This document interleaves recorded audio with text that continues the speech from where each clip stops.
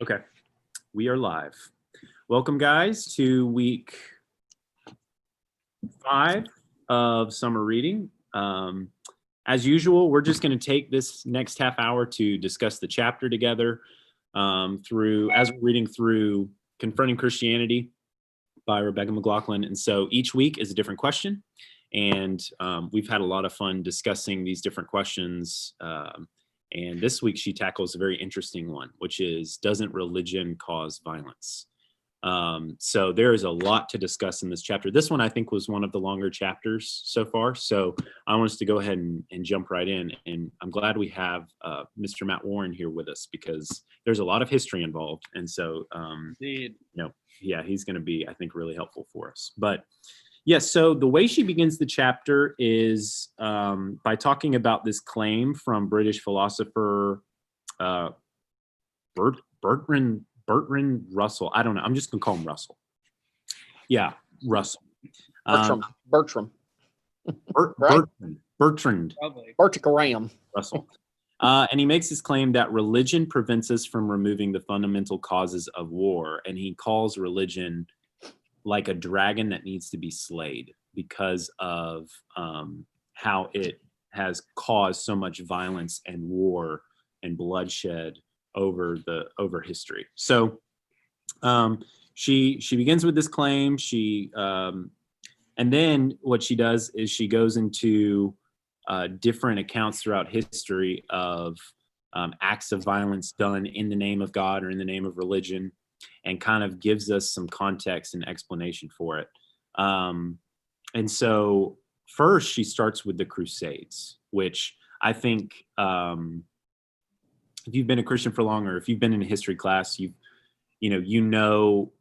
heard about the Crusades. You knew they were bloody. If you're like me, it's been so long since you've been in a history class, you kind of forgot about what exactly it was over and all that kind of stuff. The youngest person on this call, but okay, go ahead. Wow. I just love how we love pulling the age card, but you did it, not me. That's the oldest person on this call, so it's been longer for me in a history class than you. Yeah, well, all that to say, I think what I'd like to do with the first kind of bit of this talk is let's talk through these examples she gives, understand them a little more and how we should think about them. And then we'll get into some other thoughts and questions too. So first, Matt, would you mind sharing with us, okay, so what exactly were the Crusades, and how should we think about them as Christians? She said it pretty succinctly. I mean, the Crusades were a massive counterattack response to a series of wars between Muslims and Eastern Orthodox Christians that have been going on already for about 450 years. Okay, so remind me, when in history did the Crusades happen? The Crusades started in the 11th century, like late 11th century, and didn't really finish. I mean, you could argue that they were going on and off again until nearly the year 1500. I mean, popes were still raising money for them in the late 15th century, so like late 1400s. But I think you would say active crusades went on from the beginning of the First Crusade, which she actually talks about in the book, and the taking of Jerusalem, which is a moral point we should talk about, until the Fifth or Sixth Crusades, which happened a couple hundred years after that, resulting and actively they stopped the last time a Christian king had no control over what they called Outramar or the Middle East. Once they lost that territory, it didn't happen again until, ironically, 1917, when Britain took Jerusalem from the Ottoman Empire during World War I. So that's a big gap. Yeah. There. Yeah. And honestly, they didn't start off as, she didn't go into this in detail, but she was right in saying it was a counterattack. The Islamic Caliphate had been expanding since the mid 600s AD, when they came roaring out of what's now Saudi Arabia, and the Byzantine Empire, the Eastern Roman Empire, sort of the remnants of Rome in that area, were an Eastern Orthodox empire. The church had already split in half, by the way. Were fighting them primarily and holding them back. And they expanded in the west as far as Spain, and in the east, once they got into Turkey, and there was a battle called Manzikert, I think in the year 1071, the Byzantines realized they couldn't hold that fight on their own anymore. And so the emperor, who I think was Alexius II. I might be wrong on this. He asked for help from the Western church. And when he asked for help, he literally said, I need like 5,000 knights. I need you to send me 5,000 knights. That's the most expensive part of the army to replace. I've got enough money to replace the rest. Send me 5,000 guys. The Western Pope, seeing an opportunity to stop Christian kings from fighting each other, seized that opportunity and whipped everyone up into a religious frenzy to take back the Holy Land. So that's the main point. Is it wasn't a invasion. It was the message from day one was, let's take it back for us. And that's where you start to get into really bad theology. No, that's not where you start. That's how it says the apex of where you get into, really bad theology, because that's the first time you start to see the idea of indulgences, the church forgiving people of their sins if they'll commit to kill other people, which I think is the most anti-Jesus message someone could engage in, frankly. Yeah. Okay. And so if you were to sum up the purpose of the Crusades, it wasn't religious. I mean, let me say this: the purpose was not conversion. There's literally only 2 documented missionaries in the entire 200 to 300 year Crusader period. 2. Oh, wow. That's it. And so you no one could argue that this was Christianity attempting to convert anyone. This was Christianity seizing territory back that they found to be holy. So in other words, you even start to get into a discussion we don't have time for really, but it's this idea that pilgrimages are something you have to do, that you're more holy if you go to Jerusalem, if you pray on the hill of Calvary, if you touch the different religious icons that existed at the time, because that was a big deal. So like the Byzantines, literally, one of the reasons they started losing to the Islamic forces is they had just exhausted themselves in a fight with the Persian Empire over a piece of the true cross. Literally a war fought over possession of a piece of the cross that Jesus was crucified on. We all know that there's no way that was the real cross. There's no way that tree's still around 1,100 years after it's been used. But that's where their mindset was at the time. So it was very much, land and power and all those base reasons. But the religious aspect of it was real, and it was real for those people. It was just off base. Yeah. Well, and she uses the Crusades in this chapter again as an example about the violence that goes on in these Crusades done in the name of Christianity. And so how do we reconcile this with Christianity? When people use the Crusades as an example of tens of thousands of Muslims were killed, women and children involved, even Jews were killed along the way. It sounded and like Eastern Christians. Yeah. It sounded like these men were bloodthirsty. There was a lot of murder and killing that went on. So how do we reconcile that with Christianity? That's essentially kind of what she's doing with some of these examples is, okay, here's something that was, resulted in a lot of deaths that was done by Christians. So how do we respond to historical arguments like these that are trying to use, examples from history like this to say, this is what Christianity did? I think a modern example would be the KKK, in that people throw that, at Christians all the time and say, well, this is a militant, anti-racist, horrible, and they're legitimately just horrible organization that claims to be Christian. And I'm like, but they're not, because I have the Bible and it tells me what a Christian is. And that's not what a Christian is. How do I know? Because Jesus told us what a Christian was. Here's what he said. And she actually did a really good job of this when in the section about Hitler, which we'll get to, and talking about how the Germans had to warp very much what the Bible said. The popes at that time did the same thing. And I want to be very clear. I'm not making a comment about Catholicism right now. I'm saying the Pope at that time period, with good intentions, honestly, warped what the Bible said to get something done. And in regards to that example of Jerusalem, I think people need to keep in mind too, when that army landed in Turkey, it was 100,000 guys. By the time it got to Jerusalem, it was a little over 10,000 guys. So these guys had watched 9 out of 10 of their fellow soldiers die. And at that point, it wasn't about religion anymore. It was about revenge in the worst possible way. And so again, and I've had this conversation a lot with people who, people will throw the Crusades at you even today. And that's interesting to me because no modern Christian would look at the theology or the actions of the time and say those people were Christians or acting like Christians. Nobody. Yeah.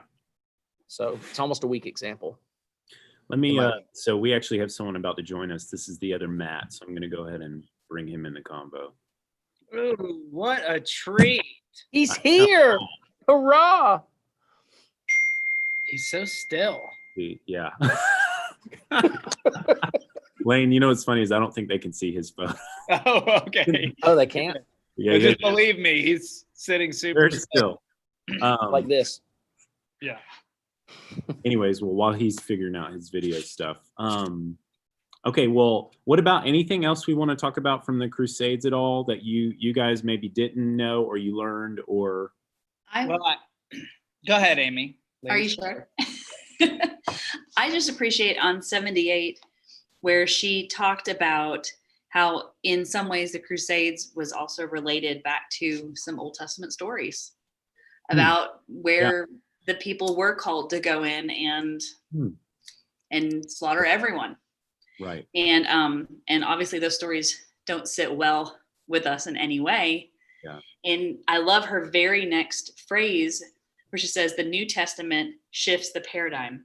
Like just the whole idea that the Old Testament is not, it's as if for the Crusades, they said, forget all of the New Testament. I'm just going to go with the war aspects of holiness and justice, but not in the right ways. And so I just really appreciate that she brought all that back to the New Testament would never justify this action the way that Jesus led. Well, that's another great example of how I feel like people will, again, they'll point to examples from the Old Testament of wars or God commanding the Israelites to take out the Canaanites or whoever. Oh, we've lost him. You know, and they're doing it in his name. And, you know, as far as how do we respond to these examples, why would God, you know, like allow them to take out these people and use violence, and how is this not against the commandment to not murder?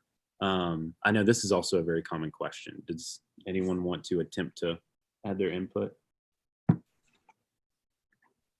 If not, Matt's coming in. Can you repeat that last sentence again? Yeah, so, you know, I think what I'm trying to get at is a lot of people will say, okay, well, God said don't murder, but yet he's given commands to the Israelites to kill people, to take out, you know, a whole people group. And so how do you justify that? Why was that okay? You know, it seems contradictory. And I guess, so I'll try and start, and then you guys can add in, because again, I don't have a flawless response to this, but I think if we understand a lot, like we like to think that these other people groups were like just peaceful people living in the wilderness and so on, but actually they, you know, sacrificed, they did child sacrifices, and they were worshiping other gods, and they were actually known for a lot of very horrific things. And these direct commands from God to take out these people groups didn't necessarily include women and children. I know that there are instances where, you know, because I remember reading up on this recently, but to where the people like Rahab the prostitute and so on would be brought in to the people of God. And I think that a lot of people like to use these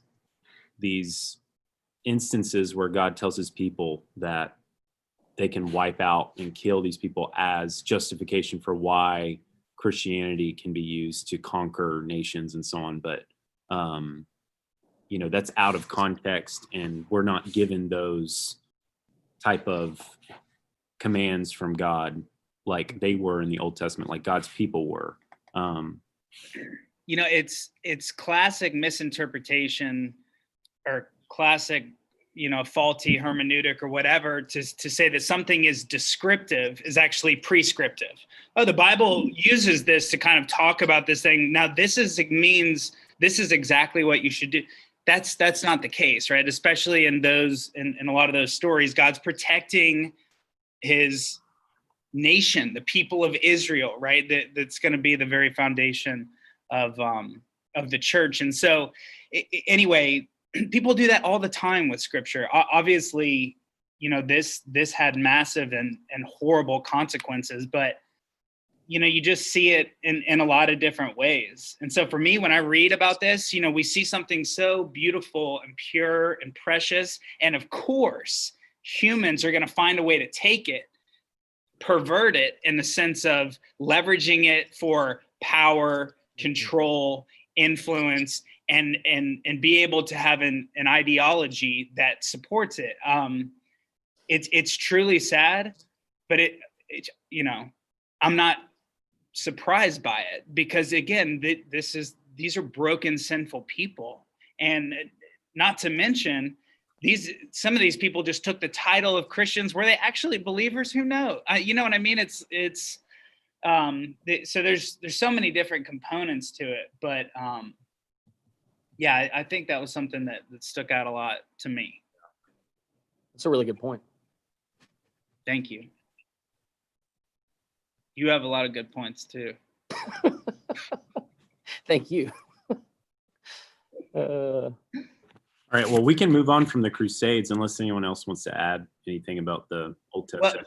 Well, I will say one thing. A lot of times people might be quick to the violence piece and component, and maybe we're going to get there. I don't know. But also talking about that the Christian faith was the catalyst and inspired things like different welfare systems, the hospital system as we know. So it's like, we're not quick to talk about these institutions that our cultures are, dependent on in so many ways.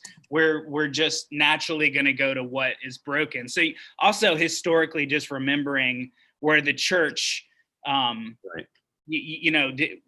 where God redeemed these things in ways that are still serving people now. So it's not all bad.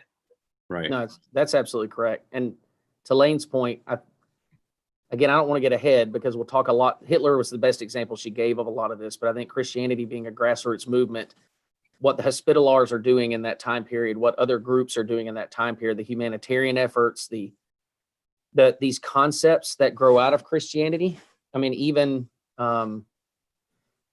talking about Christianity in the early Roman Empire, and we'll come back to this book of Romans thing later, but Romans, Hunter, did we check, is it Romans 13 where the Bible talks about adhering to governmental power? Like, even within that context, I am afraid whenever I see someone using that to tell the other side to stay in line or to get behind, support your government because the Bible says you gotta. And that's not what it's saying. It's more speaking to how we're supposed to live as Christians, no matter who we're serving or living under. And if you don't believe that, then keep in mind that Christianity lived in the Roman Empire. He wasn't telling them to condone what the Roman government did. And we know they didn't, because within 200 years, slavery's gone. Within 200 years, women have more rights. Within 200 years, the Colosseum's closed. Like these massive cultural positive changes took place because Christians refused to condone what the government was believing. So I think it's more when men are using our faith to keep other people in line for their own purposes, that's when you start to feel. And so to your point there, to Lane's point earlier, a lot of those guys may have been Christians, but they're being led by false teaching, or may have believed they were Christians, but being led by false teaching. And I think that falls at the feet of those false teachers. A lot of it anyway. Well, and this leads to one of the questions I had, which was, how do we discern when it gets off base? Like, how do we discern when true Christianity becomes politicized or distorted, like it was, with Nazi Germany? How do what are ways in which because even when I think about Nazi Germany, sadly, as she explains, very few actually stood up. Majority of Christians in that time, they fell in line. But people like Dietrich Bonhoeffer, and she gives an example of two classmates, like they actually stood up against it. Very few did, though. So, and I love even her honesty about, like, I would like to think that I would stand up too, but I don't know. I don't know what my faith would be like in such circumstances when they would be challenged like that. So how do we discern?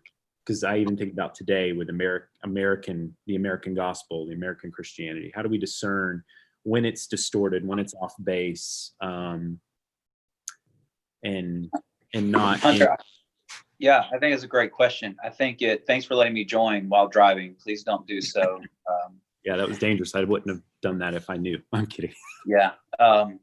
I think when the Bible stops being your reference for teaching, and I think we can even see that here in America, where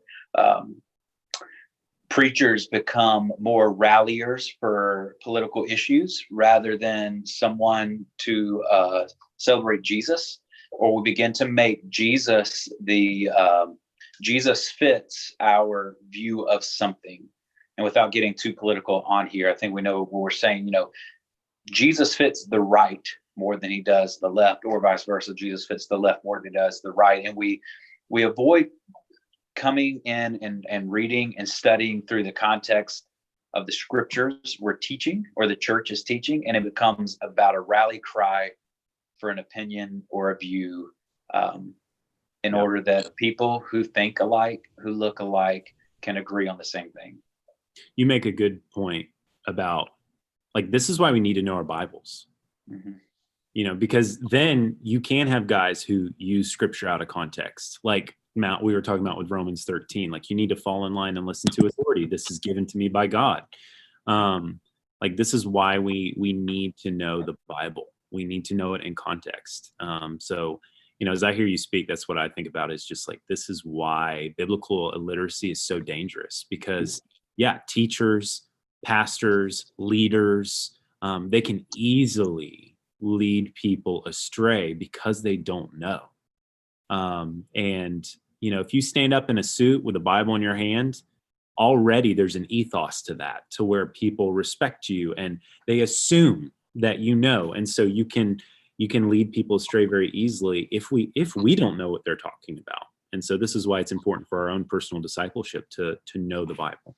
Now, on page 83, down about halfway down, I feel like you could remove the word Nazi out of it. And it says, rather than rejecting Christianity outright, whoever endorses what they call positive Christianity, changing the Bible to fit their ends. And I just was like, oh my gosh, that is so now. And it doesn't have to start big. It doesn't start with removing Jesus out of the Bible or replacing it with a different name, like it ended for a lot of the things in Nazi Germany. But it starts with, God is love, and therefore everything's okay because he's love. Like just the pot with the frog in it mentality of it's just this slow, steady drift from all of Scripture and all of who God is to just the positive pieces that we really like. Yeah. Yeah. And Amy, in that next sentence, talks about Jesus was rebranded as Aryan in that context. But how are we rebranding Jesus to fit a particular view, or even we don't like how the Bible treats a certain issue, so we'll rebrand the scripture, or we'll rebrand Jesus as he loves everybody, and we become a universal topic. I don't want to get into the weeds, but I didn't. Okay, Matt, tell me historically if this is true. So did the whole Jesus with blonde hair and blue eyes come from Hitler? No, that was way before him. But Hitler was unique in that he was drawing on, and see, the thing is that did come with Germans. That image of Jesus looking more like that did come with the German peoples when they were originally converted. So you see these East German peoples getting converted even as late as the 11 and 1200s AD. And the God that converted those Germans was a warlike Jesus. And so what's interesting is he's just pulling on what was naturally a part of that historical character of those peoples. And this is the problem. Like, again, Jesus is not the war God. Like, it was hilarious to me that he was able to get away with this. But then I can't fault anyone at that time, because I refuse to be that person that says I would have acted different ever in a historical context. Because if I'd been born 100 years ago, I don't know what I would have done. None of us do, and that's none of us are allowed to put ourselves in the past and say we would have acted like modern moral people, because we wouldn't have. But yeah, he's drawing on this idea of Christianity that had been a part of the Germanic character for a while, and then went away with Martin Luther, and then sort of he was bringing it back, and then he made up a bunch of stuff, just made up a bunch of stuff too. I mean, the guy was nuts, but yeah, that he just sort of codified it and made it a part of his national image. But it was ancient Germans that had started to view Jesus as this long, blonde-haired Thor type person, believe it or not. So, wow, that's crazy. Okay, so because I know time's running short, I also wanted to hit on her point where she goes beyond religion and shows on why it's not necessarily religion that causes violence, or just religion that causes violence, because she talks about communism as well, and Marxism and so on. So, I mean, Matt, would you want to kind of maybe briefly summarize like why it's not just religion that causes violence, and how communism like as well? Well, communism's a different animal, because again, you have no individual intrinsic value under that political system. But that's, again, here's the thing. At the end of the day, it's the same sin, and it's the same mindset from a totalitarian. If Stalin had been a super Orthodox Christian, he would have used that as his excuse to do everything he did. Well, now that I think about it, the Crusaders. Same with Hitler. Like, she talks about how he used religion, but then he also used science. She talks about Hitler's science too, about this whole, if natural selection, if all of this is true, if evolution's true, then yeah, we should ultimately be rooting for the stronger race. And it's the weaker ones that are ultimately going to die out. I even think about that with COVID right now. Like, I've seen posters that have said, "Let the weak die."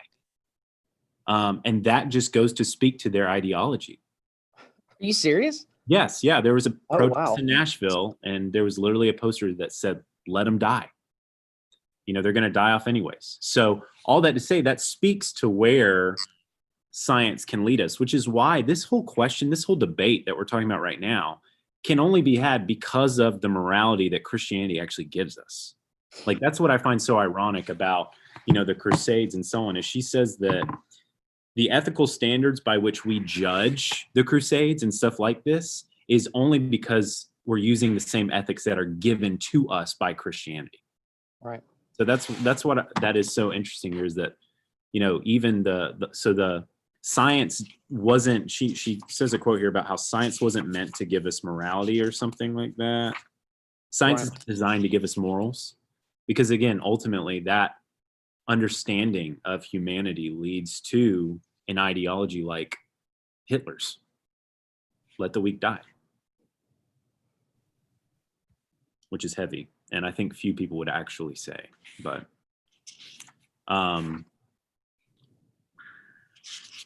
okay, well, is there anything else you guys want to add to just that she made a good point of saying that democracy is not a haven for morality.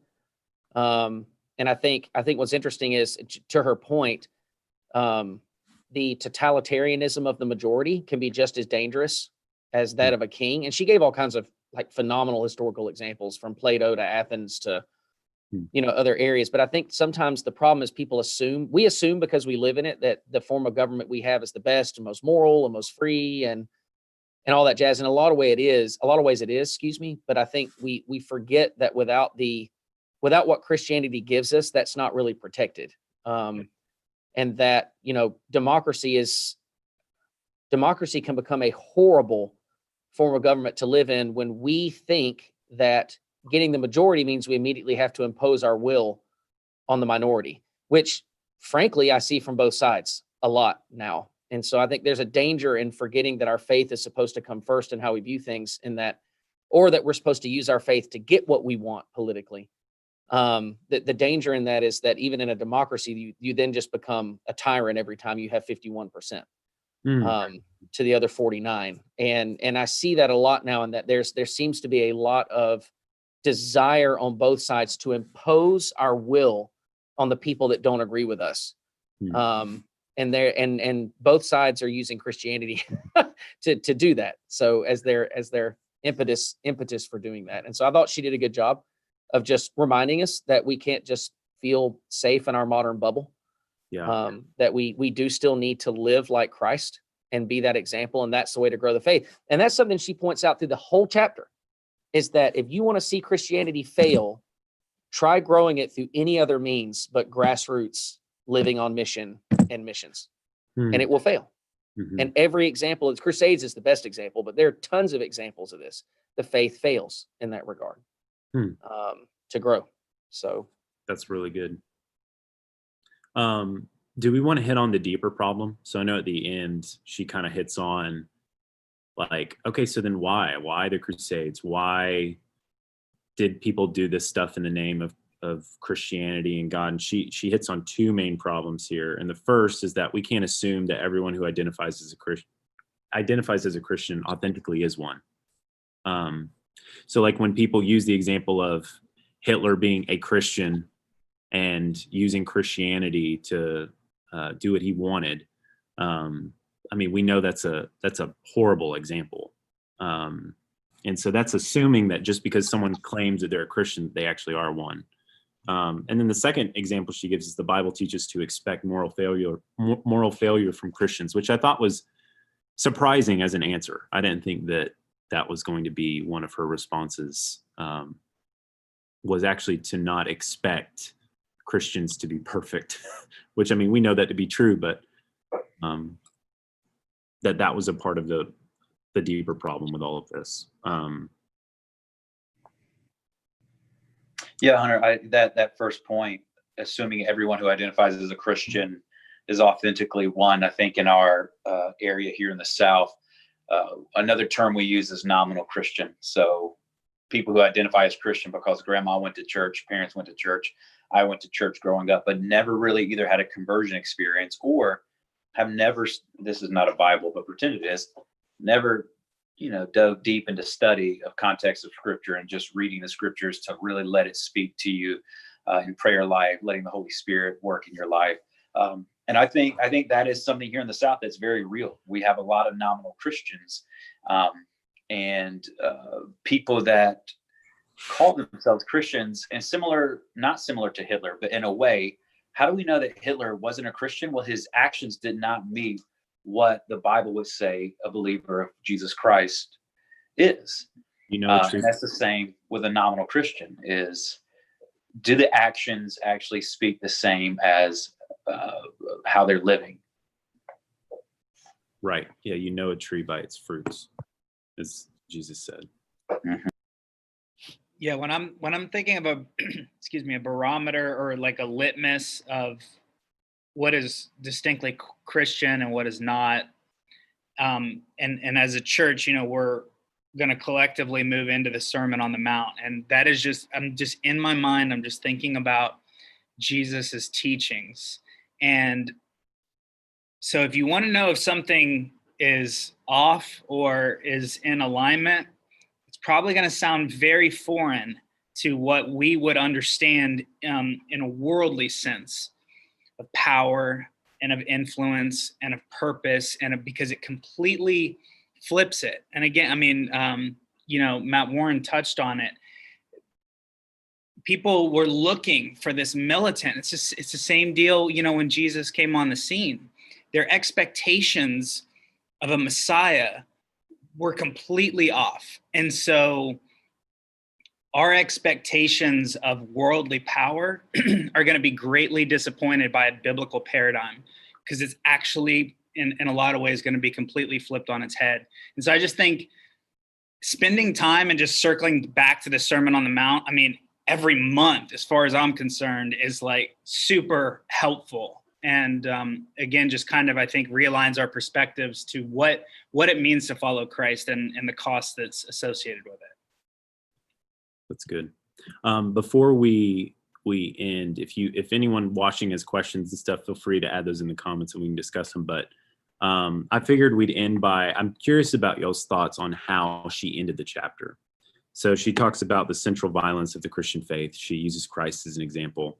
So I was curious, what do you guys think about the way that she ended this chapter on violence and religion? Because ultimately what happens is she uses Christ as an example of, experiencing violence, being a victim to it. I thought it was beautiful in that lane, what you were just saying about how Christianity flips everything upside down. You would think the strongest man who's ever lived on this earth would be the one that through whatever means necessary would rule. And that the way instead that he brought us back was through experiencing every bit of violence, every bit of sin. I mean, he didn't just experience the violence of the cross, but he experienced every heinous act that has ever happened. And so it's not just a little violence or just one physical person's violence, but he took every bit of the violence to save those that had violence against them. And I got a lot out of this chapter. It was really thick, but I thought she did a phenomenal job helping us just see the truth in all of this. I completely agree. Matt, what do you think? Oh, sorry, there's two Matts. Which one? Which one, buddy? Matt Warren. I'll shoot you. You're smarter. Man. I most definitely am not. Because I remember Matt mentioned to me, we had talked about this. He was like, I'm curious about your thoughts at the end. So I'm like, I'm curious about your thoughts at the end. I would have put that in the beginning of the chapter, not the end. So from a reading standpoint, I felt like she got to the end and went, crap, I have to wrap this around the gospel. Here we go. She did a good job. She did a phenomenal job doing it. I think for me, that example would have meant more if she started it by saying, hey, here's what Christianity is supposed to look like in regards to this. And then here's all the ways it got messed up. Again, it's just it's a preference thing. That's all. The example she used is perfect because she even says, I'm trying to remember how she phrases it, like the most powerful being in the universe consigned himself to death, like in suffering. So like that sets the example and the tone for what Christianity is supposed to look like. But I feel like for me, linking it's important for us to then link that back to everything we just talked about and say, how do we identify false teaching? It glorifies that person and not Jesus. How do I identify when Christianity doesn't like Christianity? Well, here's what Christianity looks like literally, in regards to this. So when we talk about the Germans, we talk about the church giving the Germans a more palatable version of Jesus. We know where it went wrong, right? We know exactly where it went wrong. When we talk about the Pope giving them a watered down, more militantly palatable version of Jesus, we know where it went wrong. So that's all. But I thought the example was perfect. So this is all just preference. That's all. No. I like it. Well, if anyone doesn't have any other thoughts, we're past our time and we're done. So, yeah. Okay, cool. Well, guys, next week we will be discussing chapter 6, which is how can you take the Bible literally? So, excited to discuss that. Same time as usual. And yeah, I think that's it. So, thank you guys for joining us, and we'll see you next time. See ya.